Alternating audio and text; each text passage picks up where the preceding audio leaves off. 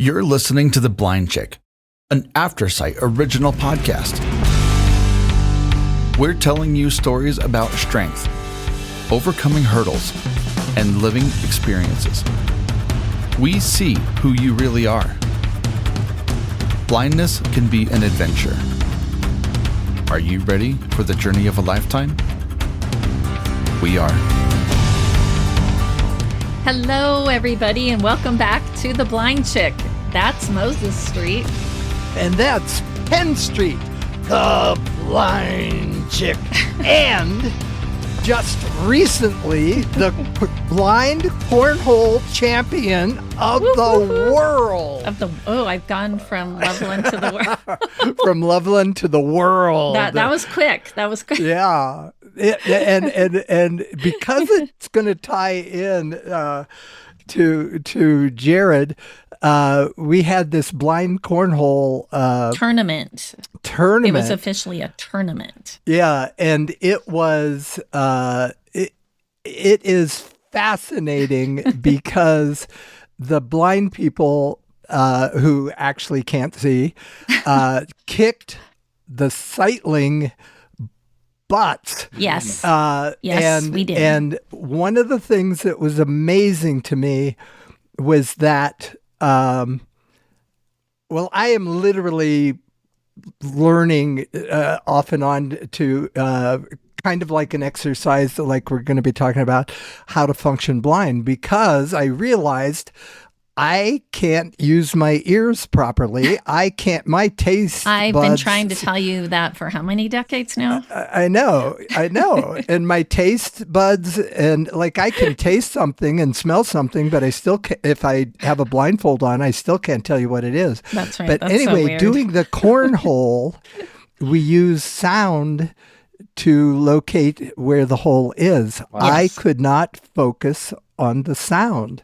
Yeah. And- So to give everybody a reference, we blindfolded people, so it would make it even, and like Moses said, and they could even pick their sound. We have this huge bag, so Yeah. it was everything from this dog toy that was a pig.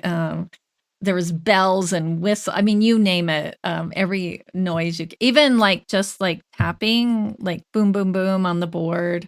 Yeah. So people could do it. But it was made, I guess. So Moses and I were on a team. Most couples were on a team, and I do have to admit I was sicker than a dog all day.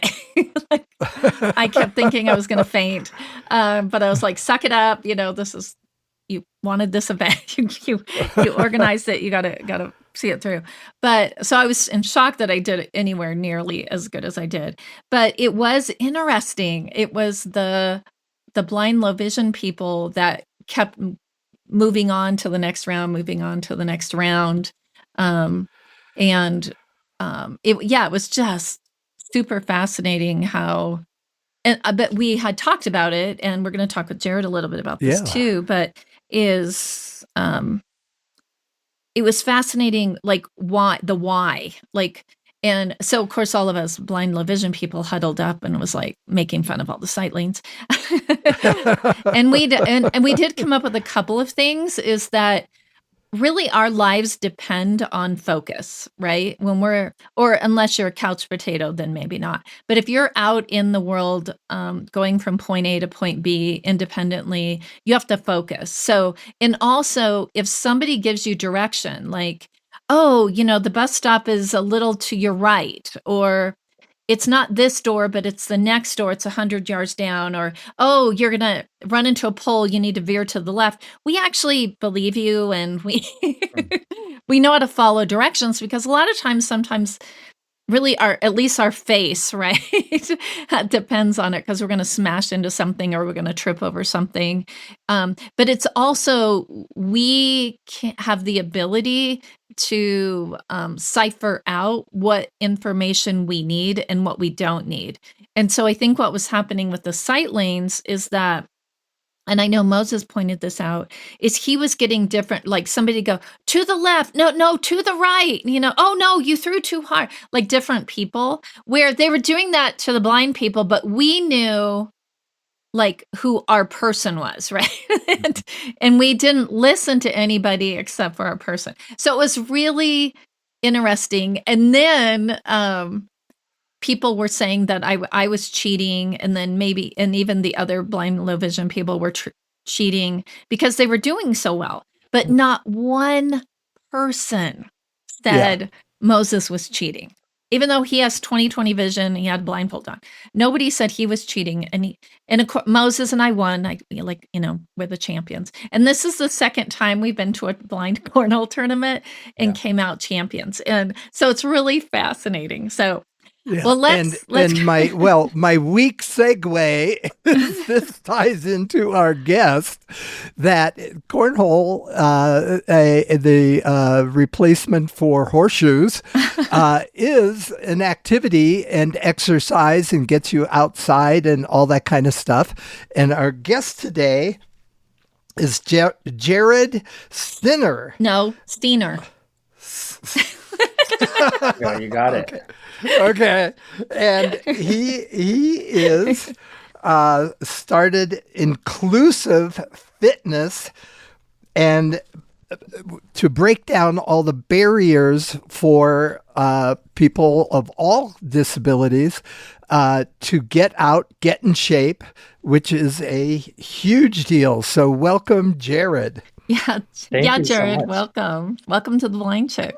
Thank you for having me, and thanks for that background on the cornhole tournament, because that sounds like a really valuable and very cool opportunity. So, yeah, we gotta host something like that in the future. That sounds like a lot. I know. I was gonna say we do it as fundraisers, and every time we do it, we get a bigger crowd, and we purposely hold them at like beer gardens or things like breweries, because then, and they give us the space for free, because then we're bringing in, more people that are going to Right. drink their beer. So it's a win-win for everybody. So Jared, I'm a big fan personally of Spirit Club, and you guys came to, Aftersight. Gosh, I feel like that's over a year ago. I feel like. And kind of introduced us to what you guys were doing, and how we could help, and also allowed us to give you some feedback. Evan Starnes, a coworker of mine, who's blind, we gave you guys some feedback, and you actually took it, which is amazing. But Yeah, of course. how I think did it's so valuable to get that feedback yeah, from but you listening was the big thing, because a lot of people ask for opinion and they don't really do anything. But how in the world did you come up with this idea? I know you're a personal trainer, but what inspired you to start Spirit Club? Yeah, well, I graduated college with a bachelor's degree in psychology, which doesn't get you a lot of great career opportunities unless you want to go back to school, which I did not. And so I was just looking around for some good jobs that I was qualified for. I found one working as a support counselor at a organization in Maryland called Jubilee, which provides services to adults with disabilities on a Right. very general sense, supporting people who are looking for that support to just achieve their day-to-day lifestyle goals, whether it be health, independence, social opportunities, just day-to-day functioning skills. Yeah. And I really enjoyed that job, but I was always a very fitness enthusiastic person, grew up playing sports and also wanted to explore that. So I got a job, another part-time job working as a personal trainer at a gym, and enjoyed both jobs. They were so, both interesting working with people, but very different from each other. Right. And while I enjoyed them both, I felt like there was a real opportunity to kind of put the two together and fill a need that was kind of, scratching more of an itch that I was looking for in terms of having a really meaningful career while also, being able to focus on that physical activity and wellness and supporting the community. And so I felt like, focusing on exercise and fitness and using that to support people in the community who maybe didn't have those opportunities Right. as easily available was just a great solution for me. So what was the aha moment where the two met? Yeah, great question. I think that working as a support counselor, I did have this great chance to become more aware and involved in, what the disability community, that experience is like. And everybody who I worked with there had a goal relating to exercise and fitness. Mm, yeah. My job was to really identify meaningful goals that I could contribute the most to. And when I saw physical activity, physical health, weight loss, balance, that was right up my alley as a personal Yeah. trainer. And then I was like, okay, great. So, now let's go find a program, find an activity, find a gym. And that was surprisingly hard to do, and then Yes. I was thinking, well, I work at a gym. Maybe we can go do one of the classes at the gym I work at. And even that, I was picturing the Zumba classes, the yoga classes, and thinking, well, there's no real accommodations here. There's no Right. mindfulness to making these programs accessible or inclusive. And so I think that's where it came together, where I figured, I could create something here that I think is better than what exists. Mm. And that Which is almost nothing. So which is very low. Yeah, exactly. The bar was low. I didn't have a lot of pressure to, blow any competition out of the water. But at the same time, it was very exciting and energizing to say, hey, I'm gonna try to create something that doesn't exist at all. And, and yeah, it took the pressure off, I think, in some ways to not, to be trying to compete with others, but at the same time, there was that encouragement or motivation to try to do something innovative and hope that it was successful, yeah. Fortunately, Yeah. it's been a great job. Well, that's why I'm really excited about it, because being a very old man, I was on the very first basketball team back in the 1880s. Ha ha ha. And I'm one of those guys who January, February, I get back into shape. But I'm noticing, because I'm in the second half of the 70s, that you lose it faster, and you got to start slower and easier. And notice from some of your tapes that it is That shows you how old he is. He said tapes. Just saying. Oh, that's right. That's right. It is brilliant, because now I do a lot of real basic, easy exercises all day long while I'm working, just to keep the maintain, so I can go into the gym. And yes, I cannot compete with 20 and 30-year-olds, but I can get in really good shape. And so yours, because your group is inclusive, responsive, integrative, and team-based. Can you elaborate, on the whole system of describing that?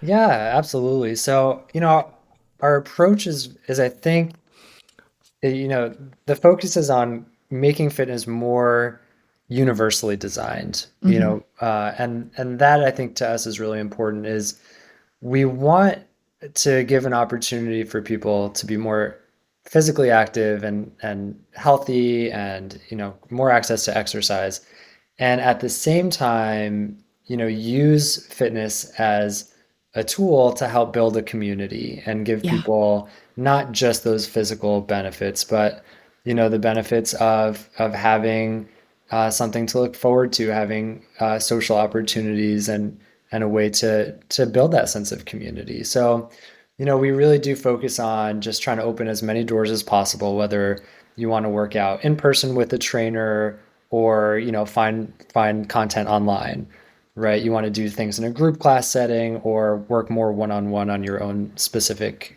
fitness goals. Our goal is to just be able to open up those pathways. So whoever you are and whatever you're looking for, we can say yes, we can help you with that. We can help provide support on your fitness journey. And we want as many people as possible to be able to feel like there is an opportunity for them. And so, um, that's just our focus. We want all the programs and exercises we teach to be meaningful, help with functional day-to-day lifestyle goals and activities, and help build that sense of community and open those social opportunities at the same time. So with the exercises, when you're saying a group exercise, is that like a Zoom meeting, or how do you do a group exercise online? Yeah, so if you're doing the virtual, thanks to COVID, we all had to learn how to do things online. Yes. So, yeah, so we embraced that. We partnered up with this platform that basically allows you to have a live streaming component. So yeah, so if you're doing those live classes, right, you're essentially in like a Zoom style meeting where you're able to, interact with and communicate with the people around you as well as your instructor there in real time and have that, that live feedback. We start all classes giving people a chance to introduce themselves and share fun facts, icebreakers throughout the class. So Yeah. again, really trying to have that social interactive opportunity in those classes.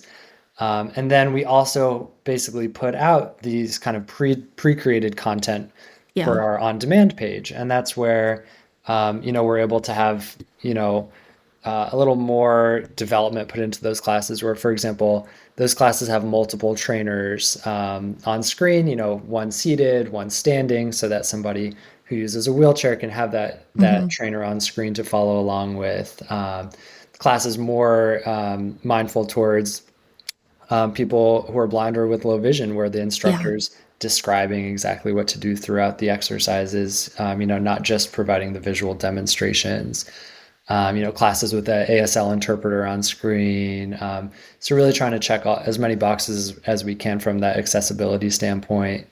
Um, so yeah, doing it online was a real learning experience, but I think, we're navigating that landscape, relatively well to make these programs accessible online as well.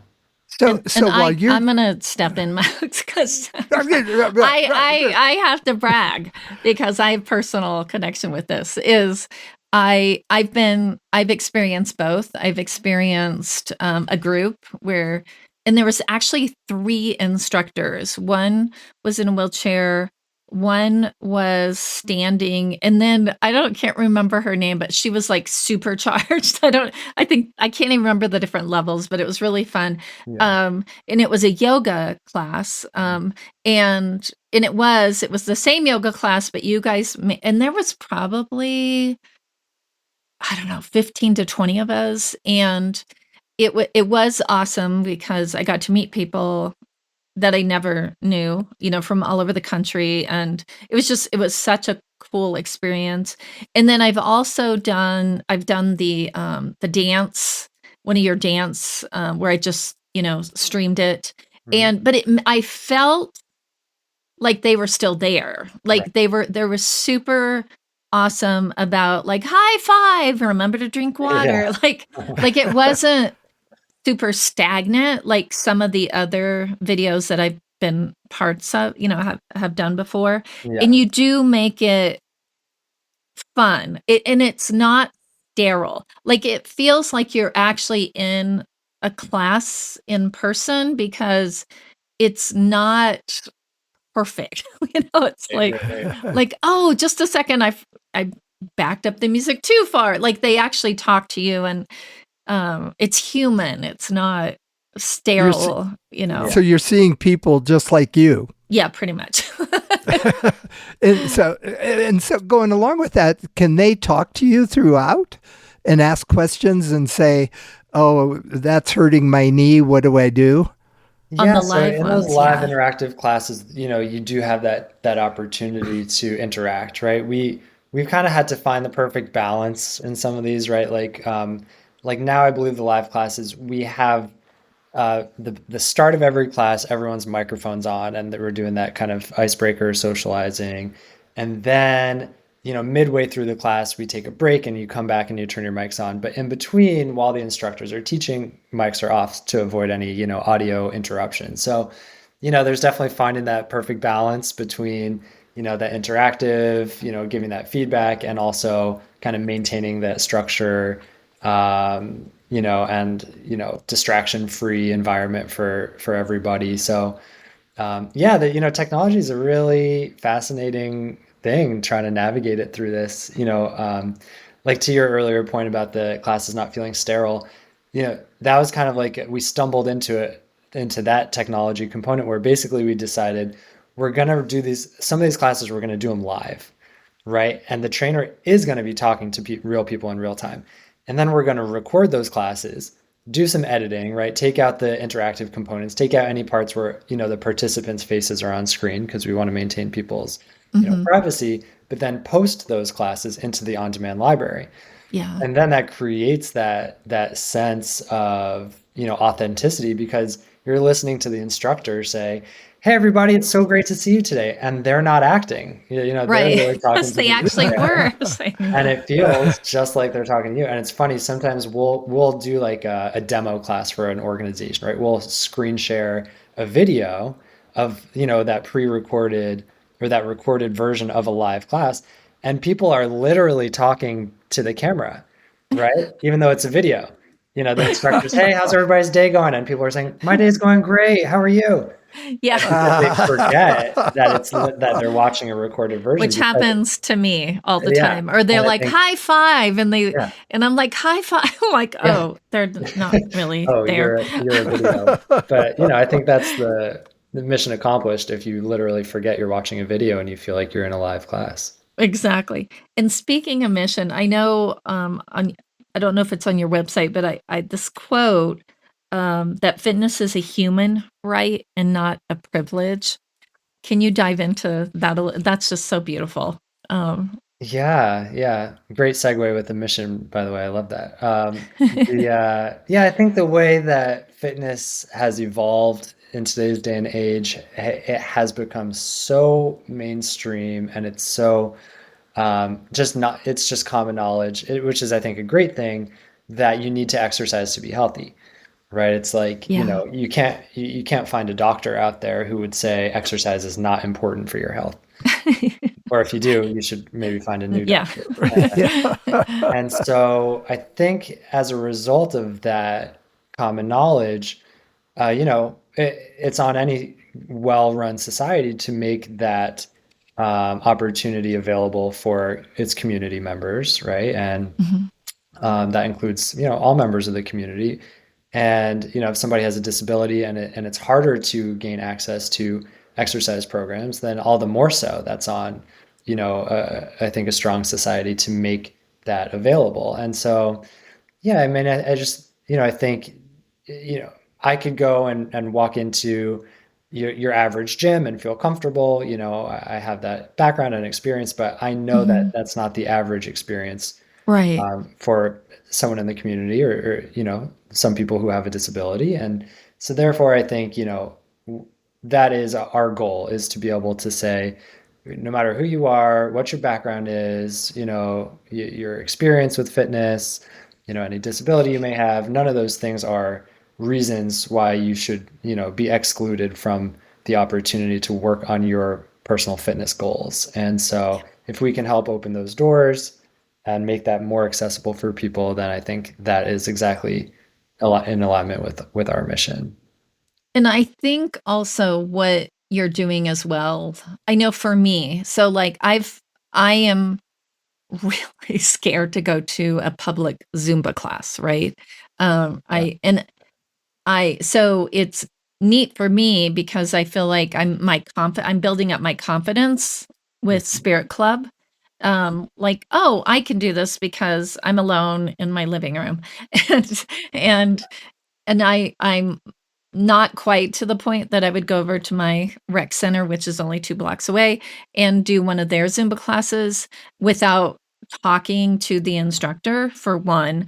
But it's helping me build my confidence, and even the dancing. Like I have Moses will back me up on this. We have friends that love to dance, and we go to music festivals. We're in Colorado, so there's music festivals everywhere all through the summer, and everybody's dancing. And with my vision loss, I don't feel comfortable dancing much. Like I don't want to take up too much space when I'm dancing because I don't know what I'm going to hit.